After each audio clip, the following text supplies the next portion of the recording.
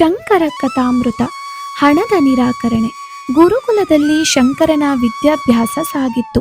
ಸ್ವಲ್ಪ ಕಾಲದ ಅವಧಿಯಲ್ಲಿ ಶಂಕರನು ಸಮಸ್ತ ಶಾಸ್ತ್ರಗಳ ಅಧ್ಯಯನವನ್ನು ಮುಗಿಸಿದ್ದನು. 4 ವೇದಗಳು, 10 ಉಪನಿಷತ್ತುಗಳು ಶಂಕರನ ನಾಲಿಗೆಯ ಮೇಲೆ ತಾಂಡವವಾಡುತ್ತಿದ್ದವು. ಶಂಕರನ ವಯಸ್ಸು ಕಿರಿದಾದರೇನು, ಅವನು ಗಳಿಸಿದ ಜ್ಞಾನ ಅಪಾರ. ವಿದ್ಯಾಭ್ಯಾಸ ಮುಗಿದೊಡನೆ ಮನೆಗೆ ಹಿಂದಿರುಗಲು ಗುರುಗಳ ಅನುಮತಿಯನ್ನು ಶಂಕರ ಕೇಳಿದಾಗ ಅದು ಅನಾಯಾಸವಾಗಿ ದೊರಕಿತ್ತು. ಗುರುಗಳಿಂದ ಹಾಗೂ ಸಹಪಾಠಿಗಳಿಂದ ಬೀಳ್ಕೊಂಡು ಹೊರಟ ಶಂಕರ ಕಾಲಡಿಗೆ ಬಂದು ಸೇರಿದನು. ಮನೆಯಲ್ಲಿದ್ದ ತಾಯಿಯನ್ನು ಕಂಡು ಆಕೆಯ ಪಾದಗಳಿಗೆರಗಿ ಆಶೀರ್ವಾದವನ್ನು ಕೋರಿದನು. ಅಷ್ಟು ಚಿಕ್ಕ ವಯಸ್ಸಿಗೆ ಅಗಾಧ ಪಾಂಡಿತ್ಯ ಗಳಿಸಿದ್ದ ಮಗನನ್ನು ಕಂಡು ಆರ್ಯಾಂಬೆ ತುಂಬು ಹೃದಯದಿಂದ ಬಾಯಿ ತುಂಬ ಹರಸಿ ಮೈದಡವಿದಳು. ವಿದ್ಯೆಯ ನಿಧಿಯೆನಿಸಿದ್ದ ಶಂಕರ ಸುಮ್ಮನೆ ಕೂಡಲಿಲ್ಲ. ತನ್ನ ಮನೆಯಲ್ಲಿಯೇ ವಿದ್ಯಾರ್ಥಿಗಳನ್ನು ಕಲೆ ಹಾಕಿ ವಿದ್ಯಾದಾನ ಮಾಡತೊಡಗಿದನು. ಕೊನೆಗೊಮ್ಮೆ ಶಂಕರನ ಮನೆಯೇ ದೊಡ್ಡ ಗುರುಕುಲವಾಗಿ ಮಾರ್ಪಟ್ಟಿತ್ತು. ಈ ಗುರುಕುಲದ ಅಧಿಪತಿ ವಯೋವೃದ್ಧರೆನಿಸಿದವರಲ್ಲ, 7-8 ವರ್ಷದ ಪುಟ್ಟ ಶಂಕರನೇ ಈ ಗುರುಕುಲದ ಆಚಾರ್ಯ. ಕಿರಿಯ ವಯಸ್ಸಿನ ಶಂಕರನಲ್ಲಡಗಿದ್ದ ಜ್ಞಾನ ಮಾತ್ರ ಕಿರಿದಲ್ಲ, ಅದು ಅತ್ಯಂತ ಹಿರಿದಾದದ್ದು. ಈ ಕಿರಿಯ ವಯಸ್ಸಿನ ಆಚಾರ್ಯರ ಪ್ರತಿಭೆ ಕೀರ್ತಿಗಳು ಸುತ್ತಮುತ್ತಲಷ್ಟೇ ಅಲ್ಲದೆ ಕೇರಳದ ಅಂದಿನ ರಾಜನಾಗಿದ್ದ ರಾಜಶೇಖರ ವರ್ಮನ ಕಿವಿಯನ್ನು ಮುಟ್ಟಿತು. ಈ ಪುಟ್ಟ ವಟುವಿನ ಪ್ರತಿಭೆಯನ್ನು ಪ್ರತ್ಯಕ್ಷವಾಗಿ ಕಂಡರಿಯಲು ರಾಜಶೇಖರ ವರ್ಮನು ಹಂಬಲಿಸಿದನು. ಶಂಕರನನ್ನು ತನ್ನ ಅರಮನೆಗೆ ಕರೆಸಬೇಕೆಂದಾಲೋಚಿಸಿ ತನ್ನ ಆಪ್ತ ಸಚಿವನ ಕೈಯಲ್ಲೇ ಕರೆಯೋಲೆಯನ್ನು ಕೊಟ್ಟು ಹೋಗಿ ಕರೆತರುವಂತೆ ನಿರೂಪಿಸಿದನು. ಕಾಲಟಿಯ ಶಂಕರನ ಮನೆಯತ್ತ ಸಾಗಿದುದು ಮಂತ್ರಿ ಮತ್ತು ಕರೆಯೋಲೆ ಮಾತ್ರವಲ್ಲ, ಜೊತೆಗೆ ಕಣ್ಣು ಕೋರೈಸುವಷ್ಟು ನಗನಾಣ್ಯಗಳು, ಸಂಪತ್ತಿನ ರಾಶಿ. ಅರಸನ ಆಪ್ತ ಸಚಿವನೇ ತನ್ನ ಮನೆಯ ಬಳಿಗೆ ಬಂದ ವಿಚಾರ ಕೇಳಿ ಶಂಕರನು ಆತನಿಗೆ ಆದರದ ಸ್ವಾಗತ ನೀಡಿದನು. ಮಂತ್ರಿ ತಾನು ಬಂದ ಉದ್ದೇಶವನ್ನು ತಿಳಿಸಿ ರಾಜನು ಕೊಟ್ಟಿದ್ದ ಕರೆಯೋಲೆಯನ್ನು ಶಂಕರನ ಕೈಯಲ್ಲಿಟ್ಟು ಜೊತೆಯಲ್ಲಿ ತಂದಿದ್ದ ಸಂಪತ್ತಿನ ರಾಶಿಯನ್ನು ಶಂಕರನ ಮುಂದೆ ಇರಿಸಿದನು. ಶಂಕರ ಕರೆಯೋಲೆಯನ್ನು ಓದಿದನು.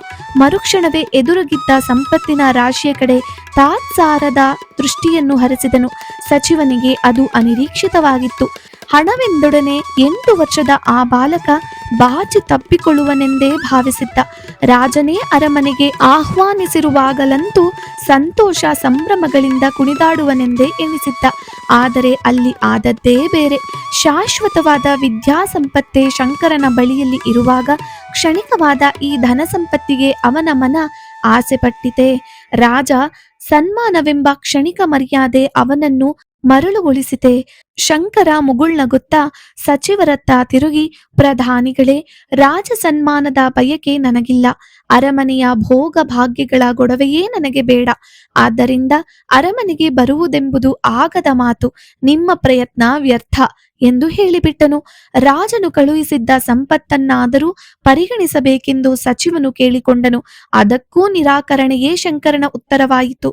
ಆ ಹಣವನ್ನು ಕೈಯಿಂದ ಮುಟ್ಟಲೂ ಇಲ್ಲ, ಕಡ್ಡಿ ತುಂಡಾದಂತೆ ಸಾಧ್ಯವಿಲ್ಲವೆಂದು ಒಂದೇ ಮಾತು. ಸಚಿವನು ರಾಜಧಾನಿಗೆ ಹಿಂದಿರುಗಿದನು. ಜೊತೆಯಲ್ಲಿ ಬಂದಿದ್ದ ಸಂಪತ್ತು ಬಂದ ದಾರಿಯಲ್ಲಿಯೇ ಹಿಂದಿರುಗಿ ಹೋಯಿತು. ಪ್ರತಿಭಾವಂತ ಬಾಲಕ ಶಂಕರನನ್ನು ಅರಮನೆಗೆ ಕರೆತಂದು ತಾನೇ ಅಸಾಧ್ಯವಾದ ಕಾರ್ಯ ಸಾಧಿಸಿದನೆಂದು ಹೇಳಿ ಮಹಾರಾಜನಿಂದ ಶಹಬಾಷ್ಗಿರಿಯನ್ನು ಪಡೆಯಬೇಕೆಂದಿದ್ದ ಸಚಿವನ ಹಂಬಲ ಅವನ ಮನದಲ್ಲೇ ಉಳಿಯಿತು. ರಾಜನ ಬಳಿಗೆ ಹೋಗಿ ಕಾಲಡಿಯಲ್ಲಿ ನಡೆದದ್ದನ್ನೆಲ್ಲವನ್ನು ಇದ್ದದ್ದು ಇದ್ದಂತೆ ವಿವರಿಸಿ ತೆಪ್ಪಗಾದ. ಕಿರಿಯ ವಯಸ್ಸಿನ ಶಂಕರ ಆಹ್ವಾನವನ್ನು ನಿರಾಕರಿಸಿದನೆಂದು ರಾಜನಾದರೂ ಕೋಪಗೊಳ್ಳಲಿಲ್ಲ. ಬದಲಾಗಿ ಆ ವಟುವಿನ ನಿರ್ಭಯ ನಿರ್ಮೋಹಗಳನ್ನು ಮೆಚ್ಚಿದನು. ತಾನೇ ಹೋಗಿ ಆ ವಟುವನ್ನು ಕಾಣಬೇಕೆಂದು ನಿರ್ಧರಿಸಿ ಕಾಲಟಿಯತ್ತ ಪ್ರಯಾಣ ಬೆಳೆಸಿದನು. ಶಂಕರನಿಂದ ಮಹಾರಾಜನಿಗೂ ನಿರಾಡಂಬರವಾದ ಸ್ವಾಗತವೇ ದೊರಕಿತು. ಮಹಾರಾಜ ಆ ಬಾಲ ಬ್ರಹ್ಮಚಾರಿಯ ದರ್ಶನ ಮಾಡಿ ಪುನೀತನಾದ. ಸ್ವತಃ ಕವಿ ಹಾಗೂ ನಾಟಕಕಾರನೆನಿಸಿದ್ದ ರಾಜಶೇಖರ ವರ್ಮನು ತಾನೇ ರಚಿಸಿದ್ದ 3 ನಾಟಕಗಳನ್ನು ಶಂಕರರಿಗೆ ತೋರಿಸಿದನು.